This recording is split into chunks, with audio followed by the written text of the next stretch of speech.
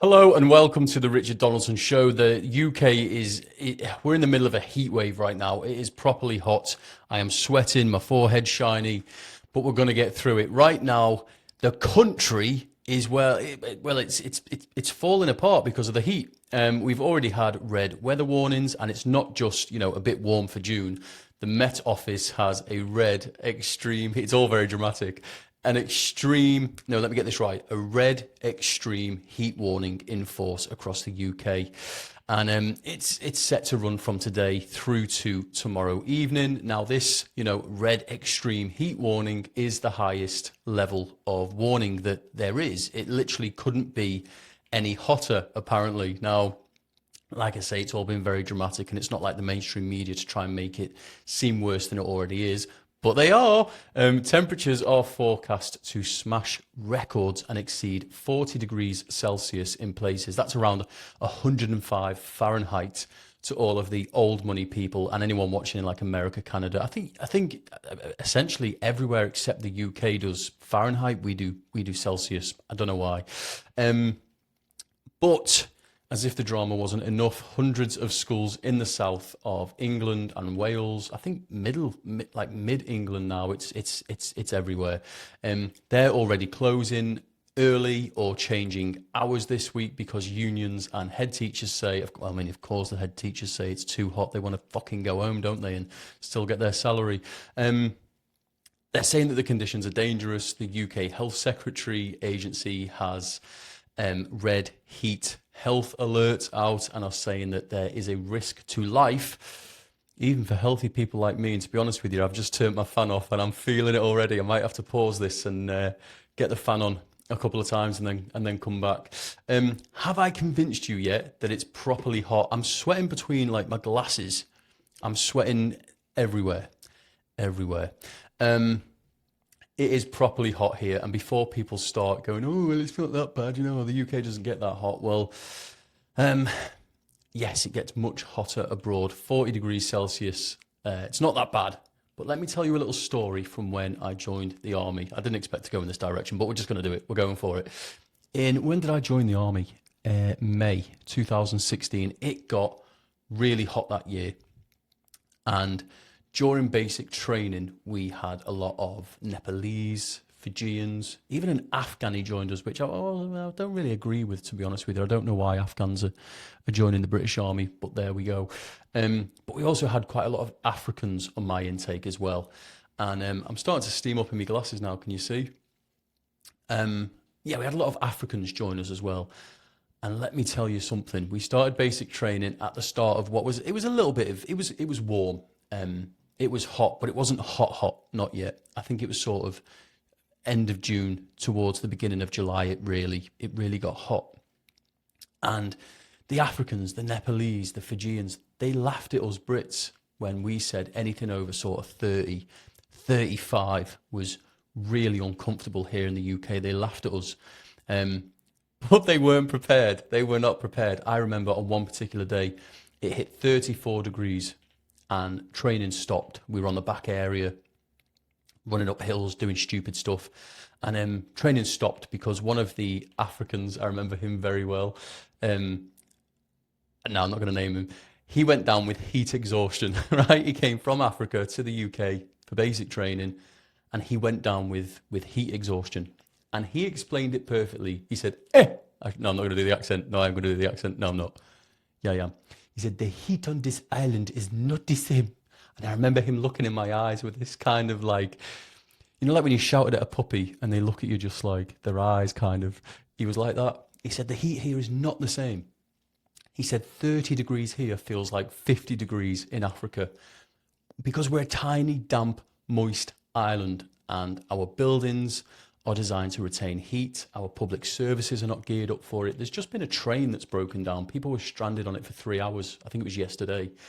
It's not the same. So to everyone taking the piss out of us, and I've seen it on X, right? Pack it in and back off. Yeah, because it's warm. Now, sadly, there is a bit of a dark side to this. It wouldn't be the Richard Donaldson Show if I didn't delve into it and put a negative spin on things. And this has only just come out in the last sort of few hours. Now, the national, what are they called? NESO, Is that not a supermarket? NESO, the National Energy System Operator. They just make things up now, don't they? Like, let's just start something new, give it a stupid name and we can generate jobs. The National Energy System Operator, NESO, has issued a rare electricity margin notice for this evening. They're warning that the system has tight margins because of the extreme heat. And essentially, there's no wind. So the wind farms aren't generating any electricity. Now, this is unusual for summer, they say. Normally, these notices happen in, what's the opposite of summer? I've lost my words. Winter. When everyone's got the heating on, that's when we usually see the dip in the winter. That's when, well, not a dip, that's when we see a lot of electricity being used, and that's when we see, you know, throughout winter and whatnot. God, I feel lightheaded. It's very warm in here. We use a lot of electricity, and then we get the warnings, don't we? The grid struggling, you know, that there might be rolling blackouts and all the rest of it. Well, we now get it with that shit as a country, that we now also get it in the middle of summer as well. High demand. Well, this is what they say. They say high demand from people cranking up fans and whatever cooling systems they've got, very professional, combined with calm weather, meaning less wind power, and the grid is on the verge of collapse. That's how far we have sunk as a country. It gets hot and we don't even have the capacity for people to be able to turn on their B&M fans. And this is a bit of a wake-up call, I think, and something that I actually hadn't even considered, because when we think of energy blackouts, we think of winter, don't we? People having their heating on and what happens if that goes. But actually, it's now a huge threat in the summer months as well. And it has to make you wonder, what the hell is going on here? We've shut down reliable coal and are phasing out like gas, while relying heavily on weather-dependent renewables. But then a heat wave hits, wind stops. Oh, they seem really shocked, by the way, that during a heat wave, we haven't got much wind. They're saying that they weren't prepared for this. Like, the wind stops, and then suddenly we're looking at potential blackouts in 2026 in the so-called United Kingdom of Great Britain and Northern Ireland. We can't handle the winter, and now we can't handle the summer either. It's properly embarrassing. And also, before we move on from net zero, I've just seen this as well. Nissan, you know, the ones that make the cars, the Dukes and the Cubes and the, what else do they make? I don't even know. They're now openly demanding taxpayer subsidies and bailouts from UK tax-paying citizens. They're saying it's from the government, but it's not, because we fund the government. It's our money, isn't it? They are demanding these subsidies and bailouts. Basically, they want money from us because they can't sell enough electric vehicles to meet the government's targets and avoid massive fines. Shock that in a country when people are struggling to literally pay their rent, buy food, and get the basics, they can't afford to go out and spend 60, 70k on an electric version of a £25,000 car. It just blows your mind, doesn't it, how people can't afford to do it. Do you remember when they told us all, like, go and get a diesel, it's better for the environment? And then everyone went and got a diesel, and then when everyone got a diesel, they were like, oh God, now you're going to have to go back to petrol. You're going to have to go back to petrol. And in fact, we're going to start putting like fines, essentially fines. I mean, they call them, like, you know, ULEZ and all the rest of it. Essentially a fine for having the very car that they told you to buy. So now you've got to go out and buy a petrol car. So everyone went out and did that. And then they were like, nah, it's got to be electric now. And now everyone's getting electric. Well, everyone's not getting electric cars because people can't afford it. We don't have the infrastructure, and they're just stupid. So now we essentially have to pay for the fines that these car makers are going to be getting because they can't sell enough cars because they're so expensive, and people don't want a shitty electric car unless it's those type of people who, and you see them, they're always so smug. They're driving around in their Teslas, aren't they? They're always so smug. Oh, look at me in my Tesla. Look at me because I can afford to spend 75 grand on an electric car that they're not even that nice. But anyway, God, I'm going off on tangents today. Nissan, the car maker, that essentially have been part of pushing this green dream, now wants us, the bill payer, to prop it up when reality finally hits and it's the same old story with this net zero madness, because once again, ordinary people and taxpayers are footing the bill for ideological targets that don't work in the real world. Like, it's quite strange, isn't it, how there is such a push to roll out net zero at a rapid pace. Then when it inevitably fails, which it always does because it's just not feasible, we end up picking up the bill and transfer more wealth to these big companies, even though we don't want it in the first place. It's almost as though it's designed to be that way, isn't it? To transfer all of that wealth. That's just my opinion, but there we go. Quick pause. I'm going to get a sip of water. I am dying. Whew. Okay, the big boy pants are back on. It is so warm in this room. I can't even put the fan on because then it blows on the microphone and then you can't hear what I'm saying. Oh, it's not easy, this. It's not easy. What I'm doing is independent media, and if you are able to support me, it's not just activism I'm doing. It's not just the fact that we've literally just got our petition to Parliament. It's going to be discussed on the 6th of July. I've been invited to go along. Of course, I'm going to go along and see what happens there. But my independent media takes up a lot of time, effort and energy. People used to buy newspapers back in the day for like £3. So if you fancy supporting me for much, much less than that, just £1, as a personal favour to me to help keep me going, please head to richarddonaldson.uk. In the past, if you've already signed up, you might have gone to nationalprotest.co.uk. It's the same website. It's just under a different name now. So if you have a £1 a month already set up, you don't need to do a thing. It's already done. If you would like to set up a small payment to help me, then yes, richarddonaldson.uk. Next up, Keir Starmer is done. He's finally handed in a proper resignation and even took to his little podium outside Downing Street to shed some crocodile tears. My side, through good times and bad.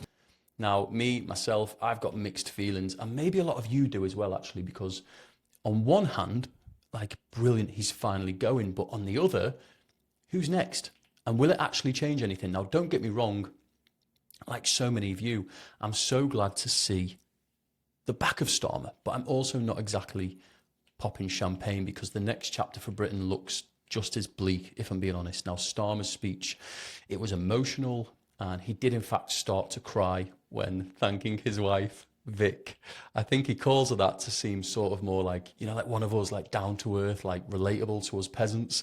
Well, he thanked Victoria. Of course, he's not going to call her Victoria because he needs to keep up this facade that he's from a kind of working class background and his dad was a tool maker. Yeah, well, we know his dad makes tools, don't we, Keir?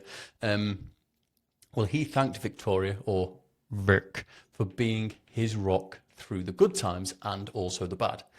And it's strange what can trigger a man like Keir Starmer, because he didn't cry over the Southport stabbings, did he? Or Henry Novak. He didn't cry when hundreds of thousands of little girls were brutally defiled, tortured and killed by foreign gangs, did he? But losing his job when he's already a millionaire, and the waterworks, they're right on cue, aren't they? They didn't even click then. God, that's how sweaty I am. My clicks aren't even working. Right on cue, the waterworks came on, didn't they? Anyway, he's soon to be out. I think he's leaving in like end of July. Wrong, August, September time. Like, we've got a few months of him for now, so we'll just have to grizz it out, and then it looks like Andy Burnham is set to replace him, making Andy the seventh Prime Minister in just 10 years, which I suppose kind of proves the point that, swapping one face for another doesn't fix anything. The problems we have, like, cost of living, immigration, public services, they're still getting worse, and these parties think they can trick us by swapping out one face for another and assuming that we will all be kind of happy about it. And to be fair, I've seen a lot of people who are very happy about it. Like, people have been on nights out. I've seen the footage of them, like, throwing pints in the air. Hey, Keir Starmer's a wanker. Oh, he's going. And it's like, God, you don't realise what you're going to get with Andy Burnham, do you? In fact, he's already looking to roll back a lot of the immigration policies that have just been put in place, and essentially make our borders even more open. Because, to be fair, and you can look at this in a few different ways, Labour have actually cut down on immigration overall since coming into power, if you look at the figures. How many are being snuck in? That's the thing. That's what you have to question. That's a rabbit hole we'll go down on another day. Now, when compared to Starmer, Burnham's got he's a bit more charismatic, and if we're being honest, he could get a temporary sort of bump in the polls and maybe even call a snap election to try and lock in a proper mandate. But that's quite a risky gamble. If he wins, I mean, he's sorted for 5 years, but if he loses, he becomes the guy who was Prime Minister for about 10 minutes, less than Liz Truss. Actually, he'd probably last. We'd have to put another bet on. I actually quite like Liz Truss. She was not treated the best. I think she had the right idea, but she went in like a bull in a china shop, didn't she? She said she was going to go after the banks, the institutions, the NGOs, the WEF, the WHO. She said she was going to go after them all. And so they kind of got all their chickens in order. Is that the right phrase? Chickens in order? Chickens in order, I don't know. Basically, they were able to kind of oust her before she'd even got going. So where was I going with that? I don't know. It's very warm. I keep saying that, don't I? Right, man up, Rich. Man up. Andy Burnham, yes. I think either way, the underlying issues, they don't magically sort themselves out. And I think the public is already voting with their feet on this, because fresh polling out in the last couple of days has shown Reform UK surging to 27%, which is, as far as I'm aware, it's 9 points ahead of the Conservatives. So they're clearly the main opposition for a lot of people, because on the big issues, open borders, two-tier policing, knife crime, and the sense that the country doesn't feel like ours anymore, voters have had enough of the same old script from the two big parties. And so, Reform, they didn't really get going until as quite recently, actually, when you think about it on the political landscape. And they're no longer like this fringe thing. There's been a proper shift. Centre-right Britain is looking, at the mess that we're all in. I tried to disguise a burp then. Did you pick up on it? Britain is looking at the mess that we're in and saying, enough with the reshuffles. We want real change on the things that actually matter to ordinary people. Now, what a lot of people are saying is that we've been doing the gentle, incremental, a bit more of the same but slightly different approach. For years now, both big parties have essentially drifted in the same direction on so many things. And at some point, the conversation has to shift to whether we actually need bigger, more decisive changes instead of just another reshuffle.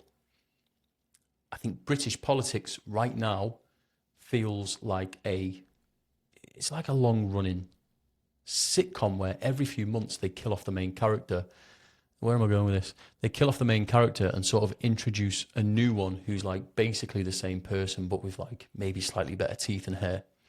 Like we're in a mess right now, and tough decisions have to be made, which I've been putting this off, brings me on to my own news, because I've had to make a decision. So yesterday I sent an email to Restore Britain HQ to resign as Branch Organiser. Now the branch is set up, the infrastructure is in place, and my replacement will hopefully be taking up their position very, very soon. I have made it clear that I will remain in post until my replacement has been found, and I will do all I can to ensure a smooth transition. I have not fallen out with anyone at Restore. In fact, you genuinely couldn't wish to meet a better bunch of people. There have been no arguments, and I genuinely wish everyone at Restore the very best. So why did I leave Restore? Was it toxic leadership, a lack of direction? Was it infighting? No. I left for two reasons. Number one, branch organisers need to be able to put the work in. The job requires a lot, and I mean a lot, of hands-on graft. And the simple truth is, I don't have the time right now to give the people of Chester, where I've been running the branch that they actually deserve. I'm currently working full-time hours. I do my social media, my podcast, where realistically, I probably should be independent, truth be told. Now, my charity work is about to go up a level and my activism is about to do the same. My wife and I, we've got a 3-year-old boy and another baby due in a matter of weeks, and trying to fit in a full-time role as a volunteer, as a branch organiser, just simply isn't feasible when so much work needs to be done. The second reason is one of strategy. I started having real doubts just before the Makerfield by-election, and as some of you may know, I made my position clear at the time that I believed running there was a mistake. It is a constituency that's 97% white, where many residents are fairly comfortable and not directly affected by the issues at the heart of Restore's messaging. Grooming gangs and uncontrolled immigration are absolutely vital national problems that must be tackled, and they must be tackled head on. And I fully support that fight. But when you're knocking on doors in an area like Makerfield, people want to talk about their bins being collected on time, potholes. They want to talk about the hedges being trimmed, the everyday kind of local things that affect their lives right now. Sadly, and this is a hill that I will die on, many people live in their bubble, and unless something affects them personally, directly, in their own constituency, they simply turn a blind eye to it. Now, I raised this point before the election, not with anyone. I'm not going to name names, but it was people around Restore, and I raised this point and was told by various people that I was wrong, and that a strong right-wing stance on immigration would mop up the votes in a place like Makerfield, and sadly the results showed otherwise. Now, despite months of incredible effort and thousands, maybe even tens of thousands of volunteers knocking on pretty much every door, Restore picked up just 3,000 votes. It was a brilliant feat for a new party, but not enough to have any real impact. Now, Restore are putting Marlon West forward in Manchester, and Marlon is a brilliant man. His daughter is a survivor of the grooming gangs, and he has done outstanding work on the inquiry.